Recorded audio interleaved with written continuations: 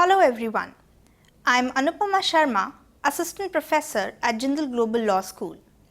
I am here to discuss with you the International Covenant on Civil and Political Rights, Module 1. This module gives an understanding of the origin, scope and structure of ICCPR. It discusses the various rights recognized under the Covenant. Students, after studying this module, are expected to have an elementary understanding of the text of the Covenant and its scope. I'll start now with the introduction. The series of international documents pertaining to human rights started with the adoption of United Nations Charter in 1945. Owing to its generality, the need for specific instruments was soon realized, which resulted in the framing of Universal Declaration of Human Rights UDHR in 1948, followed by International Covenant on Economic, Social and Cultural Rights and International Covenant on Civil and Political Rights. These three instruments, UDHR, ICESCR and ICCPR, are collectively referred to as International Bill of Human Rights as drafted by the United Nations.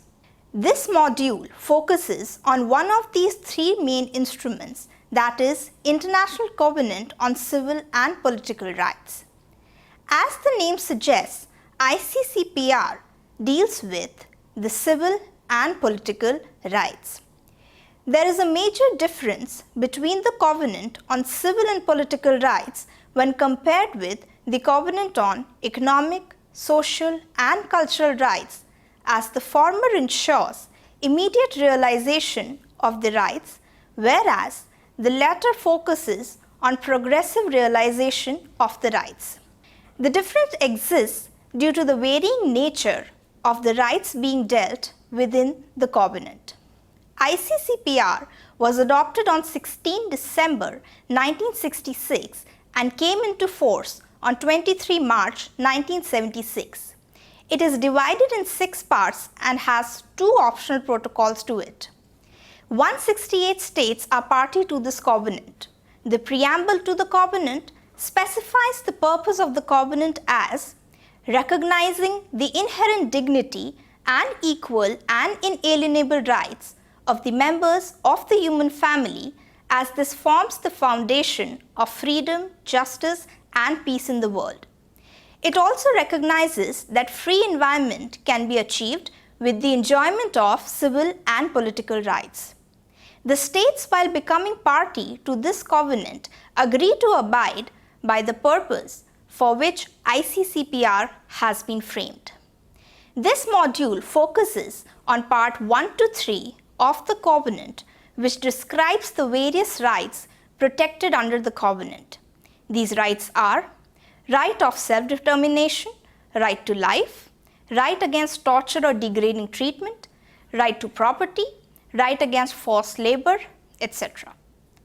Part 1 of ICCPR, Article 1.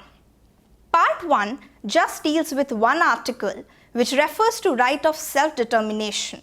Self-determination, also sometimes addressed as rights of people and minorities, is the right which the group of people as an entity with respect to their political participation and economic, social and cultural control as an entity or group. For example, rights of minorities. The importance for recognition of this right is embedded in the existing or potential issues regarding group rights in almost all parts of the world. ICCPR states that under this right, people should be free to dispose their personal resources and wealth, and there should be a situation that people are deprived of their own means of subsistence. The covenant obligates the state parties to respect the right and ensure its conformity. This definition has been used in many other conventions. This definition falls short in explaining all the aspects of the rights. The meaning of the term group that is referred to is the one provided by UNESCO experts, that is, common features required for a group are historical tradition, ethnicity, cultural homogeneity, common economic life, etc. It is essential to note that the right to self-determination also applies to people in colonial territories. This was confirmed by International Court of Justice in Namibia opinion and Western Sahara case. As the covenant stresses on the exercise of the rights, it is essential to know the methods for such exercise. The Declaration on Principles of International Law provides with those methods. Part 2 of ICCPR, Articles 2 to 5. Article 2 requires the state to follow no discrimination policy on the basis of race, color, sex, origin of birth, etc. It mandates the state parties to ensure that legislative measures are undertaken to absorb the rights provided in this covenant and to make them available to the public and give necessary effect to their rights. It requires the state parties to have effective remedy in place to address the breach of right and competent judicial, executive and legislative authorities to determine such remedies. This article focuses on the effective realization of rights rather than granting any specific right. For effective realization, it is not only important to make the rights available with the people, but also to have remedies in place to deal with the situations of breach. The general approach in case of international law has been to give states enough discretion with respect to discharge of duties under the law. However, this approach is not a safe one in case of human rights. A tripartite strategy has been adopted by UN human rights treaties, and that is respect, protect and fulfill. By respect they mean states are expected to realize the essence and importance of a right and has negative responsibility to not breach the right. There should neither be a conscious and direct breach nor any inherent or indirect breach. By protect they mean for complete realization of a human right, it is important to protect any breach of such right. It is the duty of the state to ensure that rights of the people are not breached by third parties. The expectation is not unrealistic. The state will be responsible only to the extent where there was enough hint for the state to gauge the breach and then it failed to prevent it. As rightly stated in Rodriguez versus Honduras case, an illegal act which has violated human right and is not directly imputable to a state can lead to states internationally responsible because of its lack of due diligence in preventing the violation. By fulfill they mean this entails putting an obligation on the states to actively ensure realization of the rights. This can be done by providing people with the rights, example, right to vote. It includes adoption of the rights with administrative, legislative and judicial measures. There should also be remedy available in case of breach of the rights. Article 3. It fosters equality between man and women by obligating the state party to ensure equal enjoyment of civil and political rights by them. The idea behind this such right is to live by the concept of all human beings having the same human rights to avail. However, this also recognizes that fact that in certain situations, for justified reasons, states might need to treat people differently. Article 4. It clarifies that the rights under this covenant are not absolute.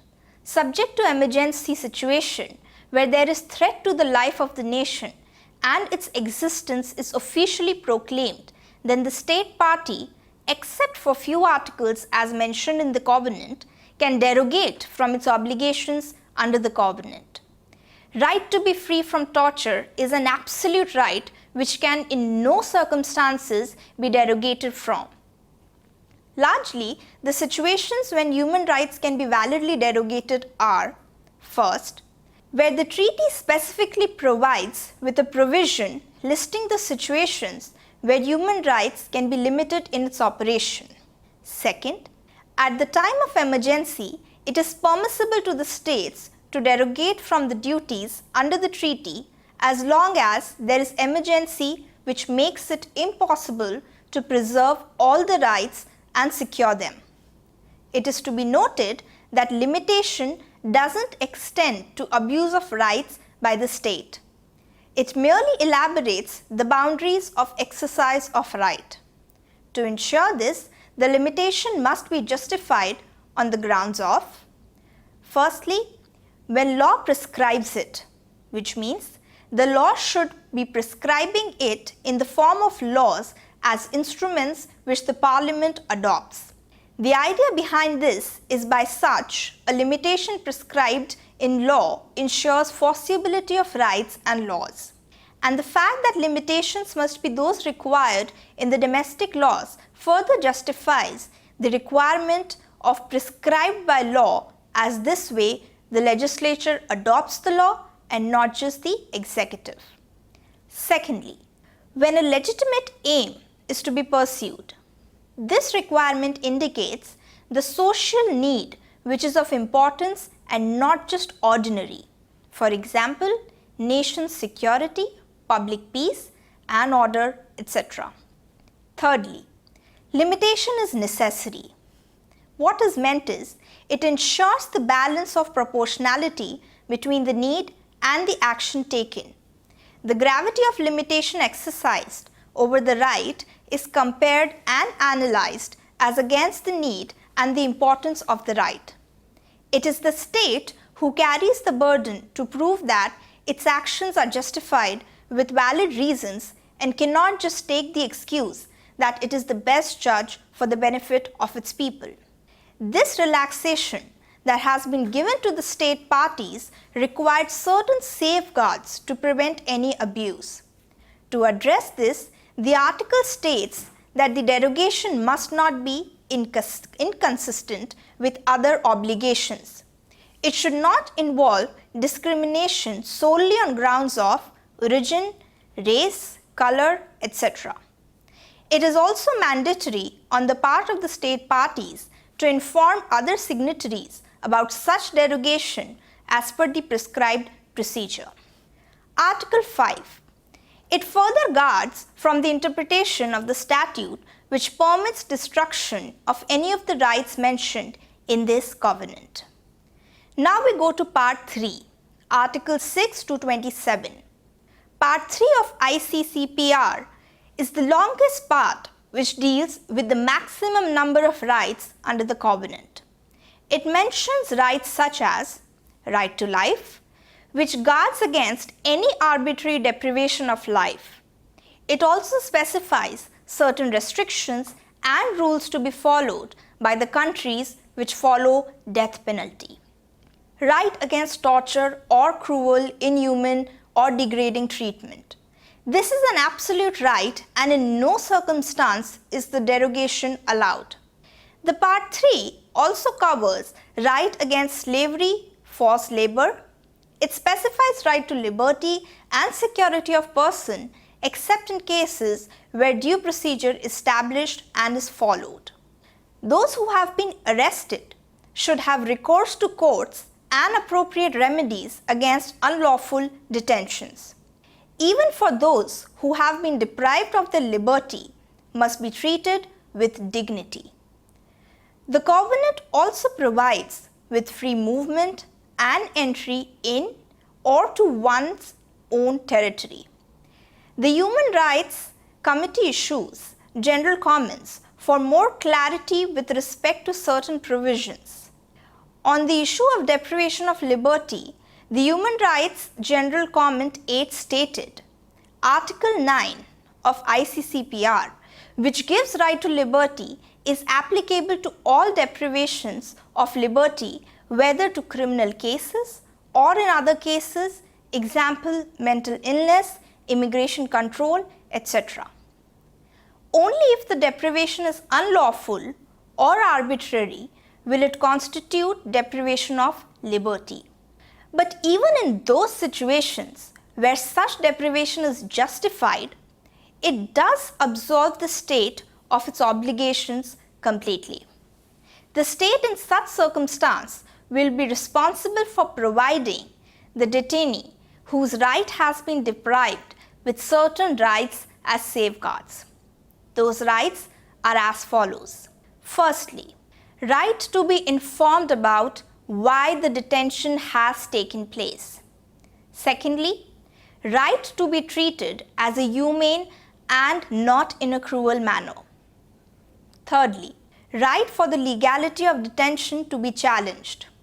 Fourthly, remedies must also be provided in case the detention is unlawful. Many provisions under ICCPR provides the safeguards. For example, Article 10 states that during the stage of pre-trial, the individual must be kept away from the convicted criminals and should be treated with respect and as an innocent till the time it is proven that the person is guilty. Moreover, it also expects the state to design the conviction format in a way that it leads to rehabilitation of offenders. Part 3 in detail states the right of equal treatment before the courts and tribunals and ensures right to recognition before law.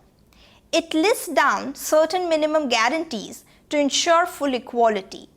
It also provides for special treatment for juveniles so that they don't have to live throughout their life with the tag of being a criminal. Moreover, it also states that if at the time of commission of the act it was not an offence, then later one cannot be held guilty for it. The purpose is the appropriate administration of justice. By the right to fair trial, what is guaranteed is the fair process, and it doesn't relate to the outcome of the judicial process. The procedural aspect, however, involves recourse to the judicial process and the rights to due process. Under Article 26 of ICCPR, the right to equality before court is granted, and that entails the right to move to the court, and this should be exercised equally and without discrimination.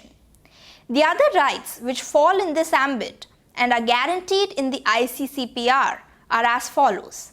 First, equal access. Second, hearing by a tribunal which is not partial and is also competent. Third, hearing should be fair and public in nature. In case of criminal proceedings, there is a special category of rights granted, such as right against self-incrimination. There will be a presumption with respect to the innocence of the accused unless proven guilty. The person must be given a right wherein he is informed about the charges he is put under. There should be scope for arrangement of appropriate defense. There should also be a right for review that must be available with the arrested person. The covenant also ensures right against undue interference with privacy, right to freedom of thought, conscience, expression, to enjoy cultures, especially in states where ethnic, linguistic minorities prevail. Right to peaceful assembly to facilitate free existence of the democratic society. Although ICCPR deals with civil and political rights, but through the guarantee of few civil and political rights, there comes inherent economic, social, and cultural right. The book by Mauchly Shah Shivkumaran, International Human Rights Law, provides with such a list which is hereinafter referred to. Civil and political rights, economic, social, and cultural rights are right to life, right to health, food, water, freedom from torture, right to housing or health, right to property, right to social security, protection of the child, right to food, education, etc. There are specific provisions to facilitate laws relating to marriage. It recognizes the importance of determination of rights and responsibilities of spouses at the stage of marriage and dissolution. The covenant also stresses on right for the children. It covers wide range from protection of children at the time of dissolution to its non-discriminatory treatment and acquiring of a nationality. In this module, we have learnt that how ICCPR provides us with not just civil and political rights, but also with socio and economic rights. It does give some opportunity for the states to derogate into permitted circumstances by following a required procedure. Okay, that's all for now. Thank you for listening.